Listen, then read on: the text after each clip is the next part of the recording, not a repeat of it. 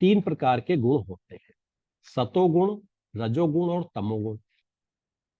देखिए, कोई भी व्यक्ति हो, कोई भी प्राणी हो, कोई भी स्थान हो, है ना, कोई भी वस्तु हो, वस्तुओं को तो हम कम लेंगे, लेकिन अगर जीवित प्राणियों के और कुछ स्थानों की बात करें तो सभी जगहों पर सतोगुण, रजोगुण और तमोगुण तीनों गुण उपस्थित होंगे। इनकी इनकी जो अनुपात है वो कम ज्यादा हो सकता है, लेकिन यह नहीं संभव है वर्तमान युग में कि एक गुण बिल्कुल हो ही ना और दो ही गुण की प्रधानता हो, या एक ही गुण की प्रधानता हो और शेष दो गुण विलुप्त हो। तो ऐसा नहीं होता है। ठीक है, चलिए, तो अब हम ये समझते हैं कि सतोगुण, बता दो हम लोग सतोगुण क्यों पढ़ रहे हैं, राइट, या सॉरी तीनों गुण।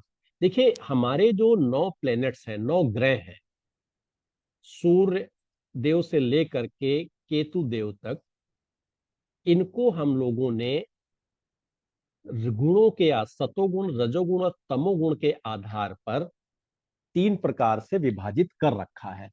कैसे विभाजित कर रखा है? जो सतोगुण के ग्रह हैं, सूर्य, चंद्र, गुरु। रजोगुणी ग्रह ये है बुध और शुक्र। मंगल को हम लोगों ने ब्रैकेट में ले लिया है।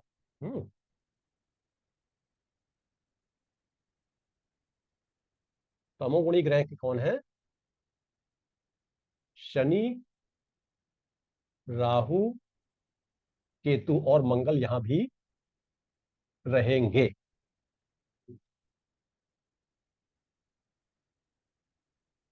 तो हमारे जो 9 ग्रह हैं तीन श्रेणियों में विभाजित हैं। सूर्य, चंद्र और गुरु, Jupiter, sun, moon and Jupiter, these are सतोगुणी ग्रह प्लैनेट्स। और बुध और शुक्र जो है रजोगुणी है, और शनि, राहु, केतु जो है तमोगुणी है। मंगल को दोनों जगह लिखा गया है। मंगल स्वभाव से तो तमोगुणी है, लेकिन चूंकि इसमें एनर्जी है, is an planet of energy, ऊर्जा का कारक ग्रह है ये, अग्नि तत्व है इसका, और ऊर्जा के बगैर कोई निर्माण नहीं होता है, तो इसलिए इसको जो है रजोगुण में भी रखा गया है। ठीक है, तो ये जब हमको ये बीमारियां देता है तो तमोगुणी हो जाता है, और ये चोट और बीमारी तो बीमारी तब तमोगुणी हो जाता है, और जब ये हमें निर्माण की तरफ अग्रसर करता है तब ये रजोगुणी कहलाता है। तो सतोगुणी का क्या मतलब हुआ, सतोगुणी के क्या लक्षण है, व्हाट आर द कैरेक्टरिस्टिक्स, और these are the physical and mental characteristics जो भी किसी भी जीवित प्राणी या ह्यूमन बीइंग के बिहेवियर में प्रकट होती है। तो सतोगुण क्या? प्रकाश। अब प्रकाश को ज्योतिष में ज्ञान के रूप में लिया गया है। कैसे? देखिए, सूर्य हमें प्रकाश देते हैं, ज्योतिष में प्रकाश का अर्थ है ज्ञान। हम लोगों ने समझा था कि प्रकाश की उपस्थिति में हमारे तमाम जो है अज्ञानता और भय ये मिट जाते हैं। कैसे मिट जाते हैं?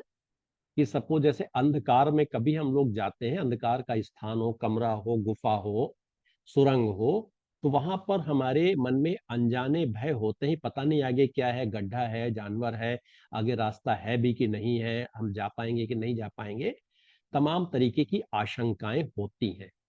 और प्रकाश की उपस्थिति में ये सारी आशंकाएं मिट जाती हैं, अर्थात हमारा जो अज्ञान है, हमारी जो न जानकारी है, वो प्रकाश की उपस्थिति में तमाम समाधान हमारे हो जाते हैं।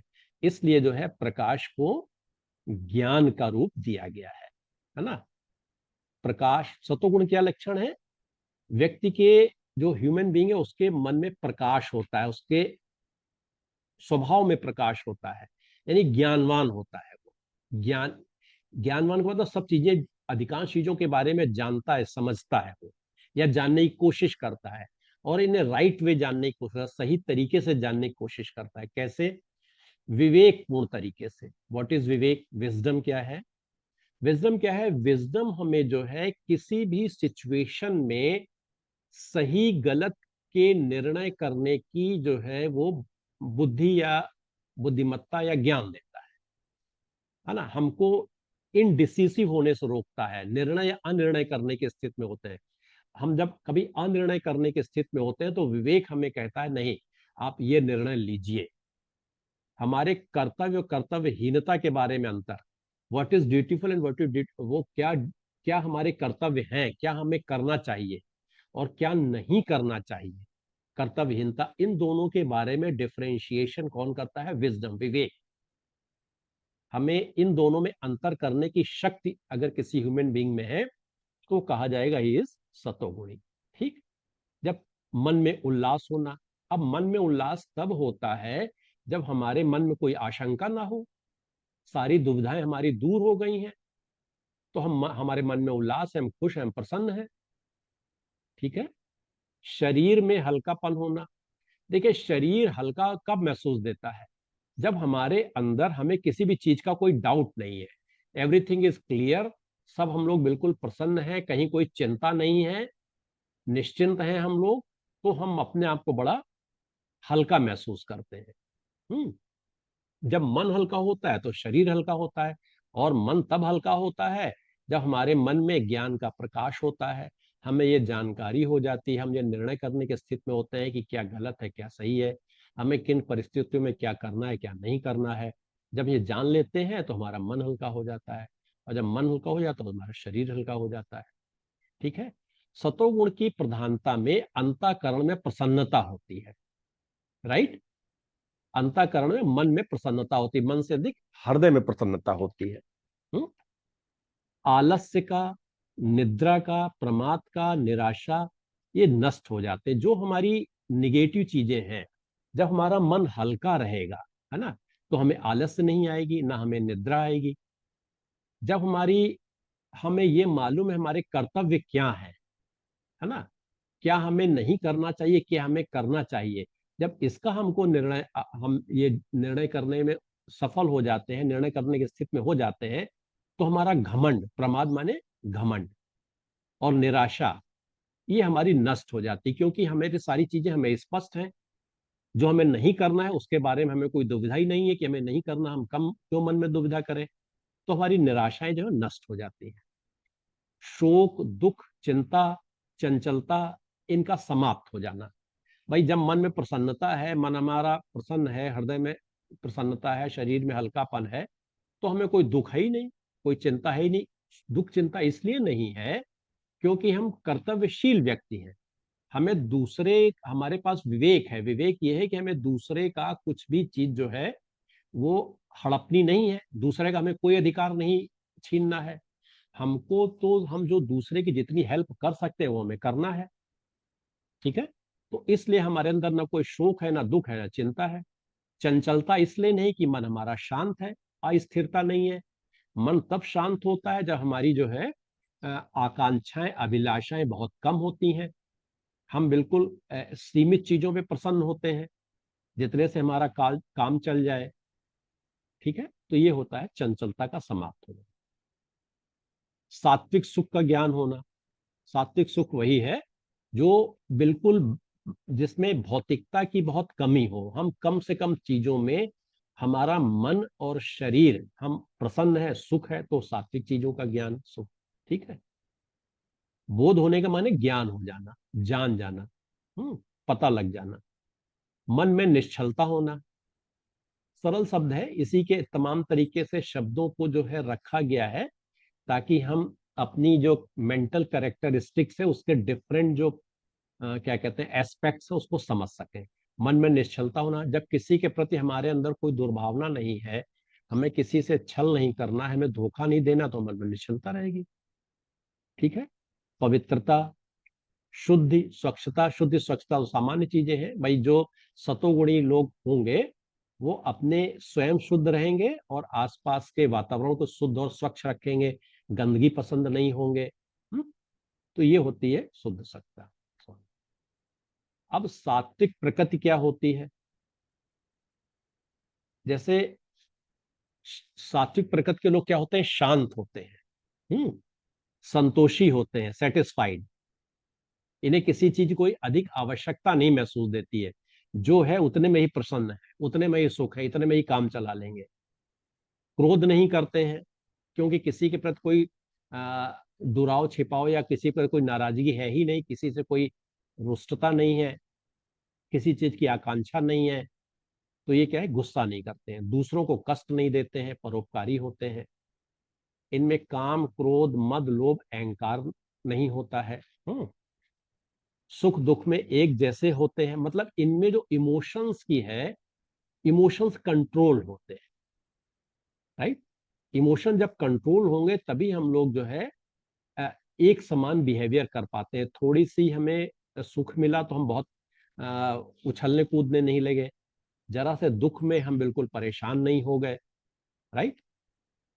प्रकृति के साथ दिनचर्या का तालमेल, जो हमारा जो सूर्य चंद्रमा के माध्यम से जो हमारे दिन रात का समय हमें ज्ञान होता है, उसी के साथ तालमेल बिठा करके अपना जीवन यापन करना, अर्थात ब्रह्म मुहूर्त में उठना और सूर्य के साथ अपनी दिनचर्या को मिला करके चलना और रात के पहले प्रहर में सो जाना, ठीक है।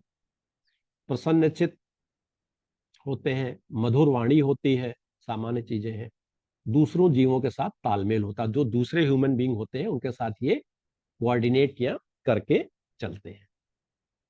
तो ये जो सतोगुण का क्या मतलब हुआ कि जिस भी जातक में, अब आगे हम लोग धीरे धीरे समझेंगे कि ये जो हमारे तीन ग्रह हैं, सूर्य, चंद्र और गुरु, ये हमारे सतोगुणी कहलाते हैं। क्यों कहलाते हैं? सूर्य तो देखिए प्रकाश का स्रोत है ही, और सूर्य के पास ही सारा ज्ञान है। क्योंकि उनके पास प्रकाश है, प्रकाश ज्ञान का एक स्रोत है, तो सूर्य प्रकाश के अधिपति हैं। तो इसलिए सूर्य के पास ज्ञान है, और इसलिए सूर्य जो है वो सतोगुणी कहलाते हैं। चंद्रमा क्या करते हैं? चंद्रदेव सूर्य के प्रकाश से ही चमकते हैं, उन्हीं के प्रकाश को परावर्तित करते हैं धरती की तरफ, है ना, जिसका बहुत हम लोग उपयोग करते हैं, ये हम लोग आगे समझेंगे। तो चंद्रदेव भी पूरी तरीके से सूर्य के प्रकाश पर निर्भर है। अर्थात चूंकि सूर्य का प्रकाश ज्ञानवान है और चंद्रमा उसी ज्ञानवान प्रकाश को लेकर के ही धरती तक और हम लोगों तक पहुंचाते हैं, तो चंद्रमा भी इसलिए सतोगुणी ग्रह कहलाते हैं, ठीक है। और जुपिटर गुरु, गुरु को हम लोग आगे जब हम लोग पढ़ेंगे तो गुरु के गुण ऐसे हैं कि वो आचार्य हैं, वो अध्यात्म के कारक है।